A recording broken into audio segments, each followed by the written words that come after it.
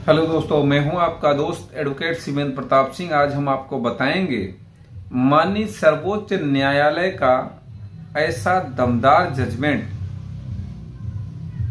2025 का दमदार जजमेंट, जिसमें कि 353 186 आईपीसी के केस को क्वैश कर दिया गया, एफआईआर को क्वैश कर दिया गया और किस ग्राउंड्स पे क्वैश किया गया। इसके साथ ही बात करेंगे माननीय सर्वोच्च न्यायालय द्वारा 2025 के इस दमदार जजमेंट के बारे में। और अगर यह जजमेंट आपको चाहिए तो आप स्क्रीन पर चल रहे नंबर पर फोन करके संपर्क कर सकते हैं, जानकारी ले सकते हैं, या फिर आप पार्टी नेम बताकर व्हाट्सएप पर हाय हेलो करके आप इस जजमेंट को ले सकते हैं, प्राप्त कर सकते हैं।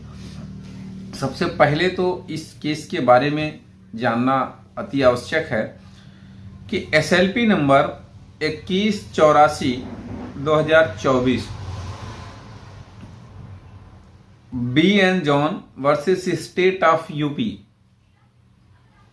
482 नंबर 35311/2023, ऑर्डर डेट 22/9/2023। माननीय इलाहाबाद हाईकोर्ट का ये ऑर्डर है 22/9/2023। और माननीय सर्वोच्च न्यायालय ने जो ऑर्डर किया 2/1/2025, यानी कि नए साल के एक दिन बाद, या यूं कहें वर्किंग डे में, फर्स्ट वर्किंग डे में इस एफआईआर को क्वैश कर दिया गया माननीय सर्वोच्च न्यायालय के द्वारा। एफआईआर में महत्वपूर्ण तथ्य गायब होने के बाद, ध्यान रखिएगा, कभी कभी कुछ लोग एक्स्ट्रा होशियार होते हैं कि कुछ बातें एफआईआर में उन्होंने नहीं लिखा, या यूं कहें कि जब उन्होंने एफआईआर दर्ज करा दिया तो उनको लगा कि यार अगर ये बातें उसमें अगर होती तो और दम आ जाता है एफआईआर में।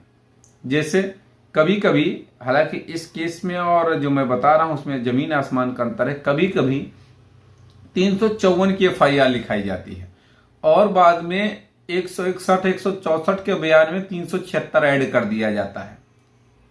तो ऐसे में इसका क्या असर पड़ता है, ऐसे में क्या इसका हश्र होने वाला है, ऐसे में क्या इसकी महत्ता होती है, इसके बारे में माननीय सर्वोच्च न्यायालय ने जिक्र किया, बात किया।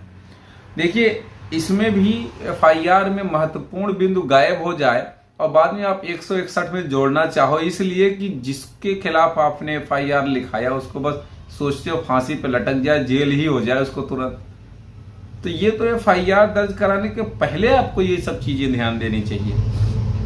तो जो इसमें धारा थी एफआईआर में कि माननीय सर्वोच्च न्यायालय ने यही बात इसमें कहा कि एफआईआर में महत्वपूर्ण तथ्य का गायब होना और बाद में 161 सीआरपीसी के बयान में जोड़े गए बयान के बाद विचार पर संकेत देता है।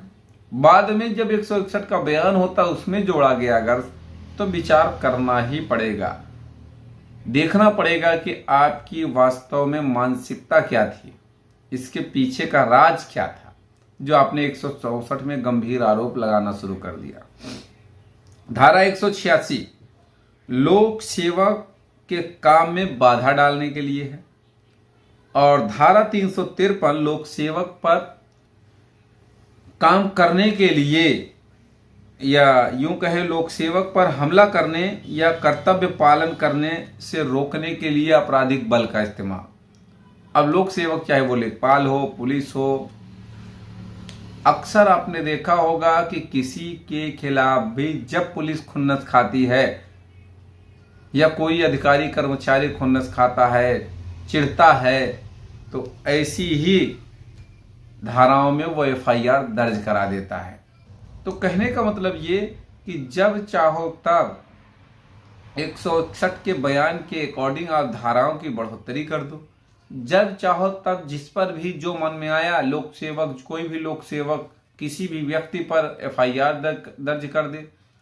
जबकि सही बात यह है कि लोक सेवक को अपने कर्तव्यों का पालन करने के लिए किसी ने कोई नहीं रोका, या कोई रोक भी कहाँ सकता है भैया।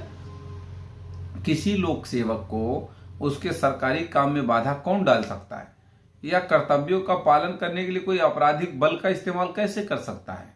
भाई लोक सेवक अपनी मर्जी से मनमाने ढंग से तो काम कर नहीं रहा है, जो उसको ऑर्डर मिला है उच्च अधिकारियों द्वारा जो ऑर्डर मिला है या कोर्ट द्वारा ऑर्डर मिला है वही उसका अनुपालन कर रहा होगा।